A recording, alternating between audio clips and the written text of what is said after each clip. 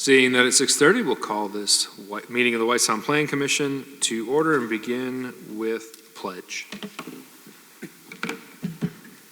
pledge allegiance to the flag of the United States of America and to the republic for which it stands, one nation, under God, indivisible, with liberty and justice for all. Thank you. Staff, if you wouldn't mind calling roll. Craig Arthur. Matt Doublestein. Present. Andrew McGee. Here. Danny Powers. Here.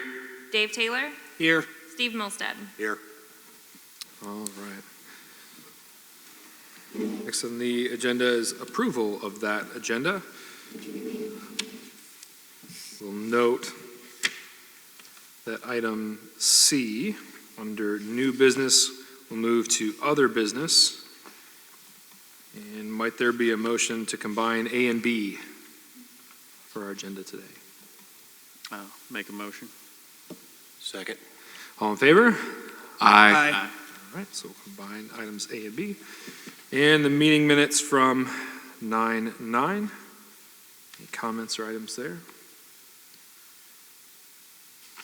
I'll make a motion to approve the minutes. Second. Motion is second. All in favor? Aye. Opposed? All right. Do we have any public requests to speak tonight? Seeing no presentations or unfinished business, then we'll move on to docket PC 19038 CP and DP.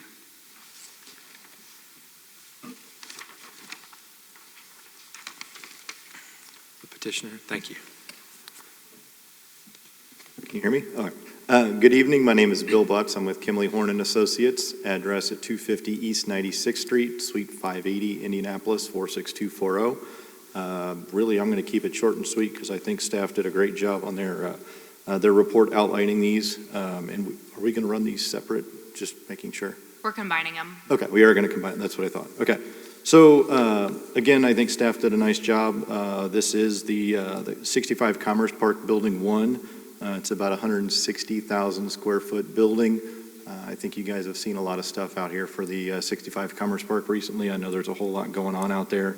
This is in the master planned area of 65 Commerce Park. Drainage, utilities, all those types of things are all kind of teed up and ready to go as well. So as you can see from the picture, perfectly timed. Loading in the rear of the building and vehicle parking kind of towards the front of the building.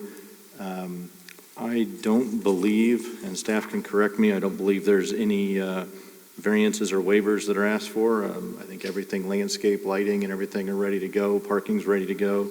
And I know County Drainage Board has been looking at this one as well, so the Surveyor's Office approval is forthcoming as well. So I'm here to answer any questions you may have. Thank you.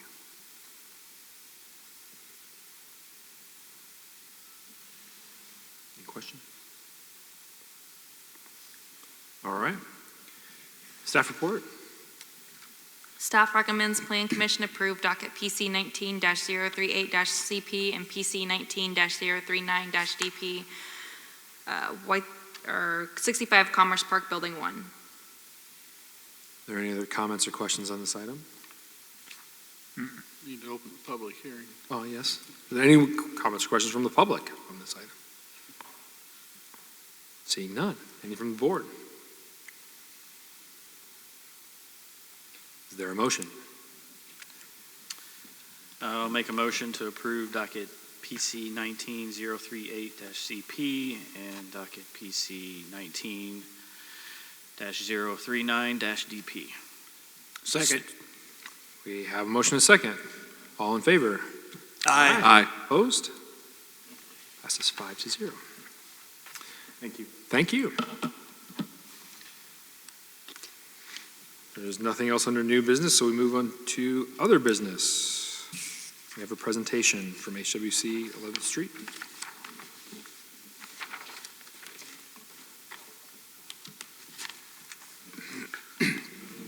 Good evening. My name is Chris Ham, the Director of Economic Development for HWC Engineering.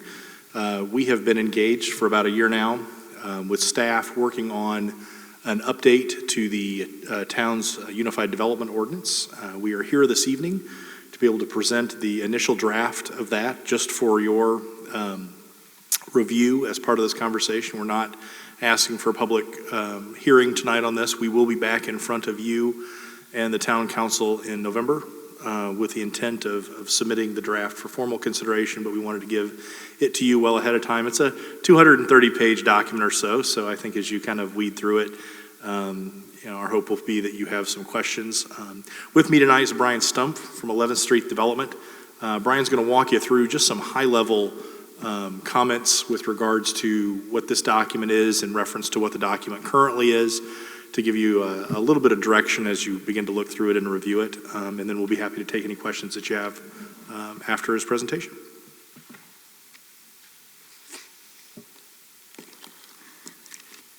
Good evening. I'm Brian Stump with 11th Street, and had the pleasure of working with staff in the town on updating the ordinance. And it's great to take you've spent a lot of time working on your planning documents, your comp plan, legacy core plan, thoroughfare plan. So it's nice to take all those elements and pull them into a zoning ordinance that's tailored for your town. And so that's really what this ordinance does. Just a quick overview. The ordinance itself has been reorganized to be more intuitive in how it operates, with general provisions in the zoning districts and some of the uses, and then down into the development standards, and then into the process for approvals and the permits that are necessary. It's also organized by how people typically are using a document. They come in and looking for where can they be located, or if they've got an idea of they want to use residential use, and we'll walk through that here in just a moment. And then as this document moves forward, you'll notice in here there's a lot of blue text that's underlined. That'll all be hyperlinked in the final document. So the final document will be a PDF that you can click on those links, and it'll jump you back and forth between the different sections of the ordinance, as well as to your town's website for different documents, as well as Indiana code. So try to make it as user-friendly as possible. Just take a moment. I'll take a moment here and go through some of the highlights. In Chapter 2, the districts, it is set up where all the districts, we've grouped the districts. So all your residential districts are together, the business districts, industrial, and then we've also added mixed-use districts. Seeing how uses play well together, we have an open space and recreation district, and then we also have a commercial office and residential mixed-use district. In that district, we expect will be used for the areas in your comprehensive plan that were identified for targeted development areas. So that's where we anticipate those districts being used. The organization of the different groups is by purpose, development standards, architectural requirements, permitted uses in those districts, and you'll see that with the residential. I'll just walk you through the residential section alone, but if you go to Chapter 2, page 5, so up in the top corner, we've got the chapter number, the colon, and the page number. So I'll just use the residential portion as an example. But it has the 5 different residential districts at the top of the page, and you'll see all the residential districts are there at the bottom on the development standards table. So if someone's coming in here and trying to identify, well, I've got an idea for a subdivision or something, where is the most appropriate location for me? It's easy for them to see that here and what type of zoning they may need. I encourage you to look at on the next page, page 6, the architectural standards. We have provided architectural standards for the different groupings. For the residential, we addressed lots along the perimeter of a subdivision, encouraging those to face out, and some other standards. We have also provided different ways for them to do that, not just a perimeter road, but ways that you can have a reverse frontage lot, where the lot is actually loaded backwards on the lot, so it faces out. There's also ways to do a mu lot, where it's a lot where it's really fed by an alley or fed from behind and fronts upon open space. So it's another way that we've seen those types of lots happen around. We're giving more options for how to address and meet some of the desires of the town.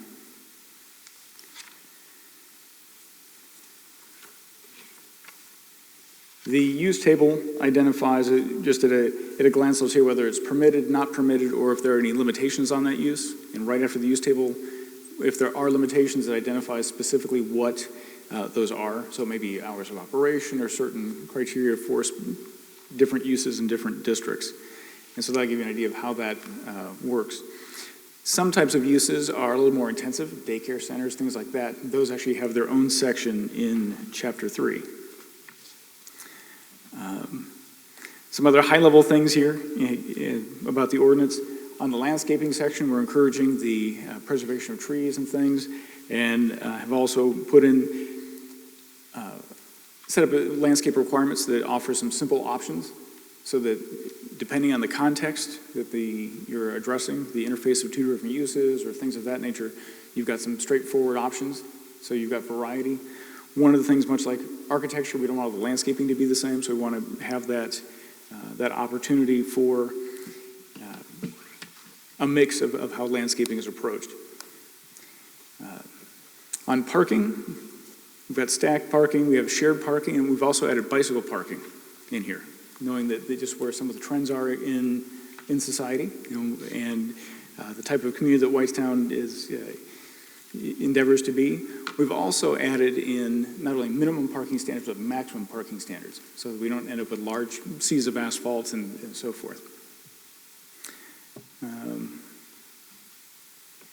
think the last thing here I'll touch upon is just really in the process, permits, and enforcement section in Chapter 11, we want to make sure we have a clear process for everyone to follow. That's laid out based on the type of approval that you're seeking. It identifies what types of permits you'll need for different elements, and then the enforcement follows a ticketing procedure. So that allows for staff to write citations on a daily basis for when there is a violation, which we find that to be pretty effective in getting people's attention and getting faster resolution to violations. So that's it in a nutshell. If any questions, we'll be glad to answer them. Also, I'm sure as you go through here, you will have questions, so I will have those go to Brittany to kind of consolidate all those, and we can address those. Thank you very much.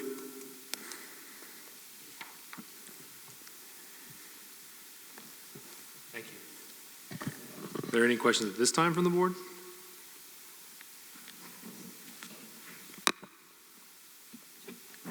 Anything from staff? I'll just add a couple comments here. The part I think is really beefed up here is enforcement, where particularly if you go into Chapter 11, starting on page, I guess it's 1121, Chapter 11, page 21. You'll see a lot of additional material we don't have in our ordinance currently, like details on how to go about issuing a stop work order, and about correcting immediate public risk violations where there would be some sort of danger to public safety with an ordinance violation where, there's a pollution problem that's being created because of a violation. And then it also allows for administrative enforcement through the BZA if the BZA wants to initiate a case against a violator. And, the ultimate remedy would be to enforce it through the court action, which is on the last few pages of that chapter. But I would encourage the members to read through that so that you are familiar with those provisions, because those are really new to Whitestown, and those are things that we need when we become a larger and more active community with a lot more going on.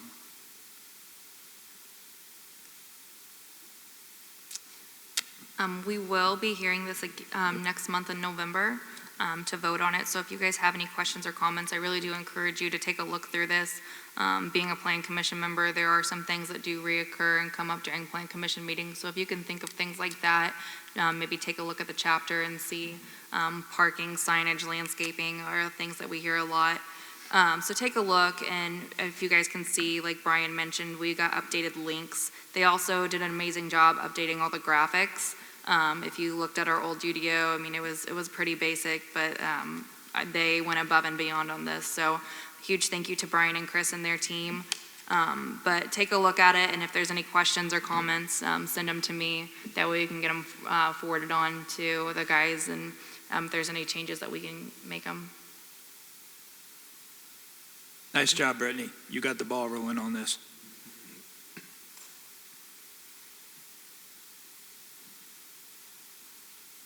Thank you. There's no action that needs to be taken tonight unless the commission wants to direct staff to do something different than what's already been done. But again, it'll be up for public hearing next month, and then the process from there would be to recommend it to the town council for adoption, and hopefully take effect by the first of next year. I also will say, I know Brian touched on it, that we did add some new mixed-use districts.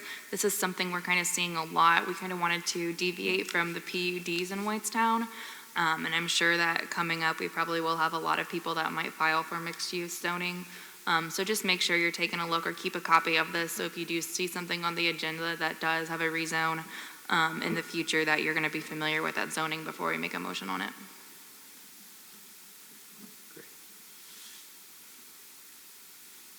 Anything else?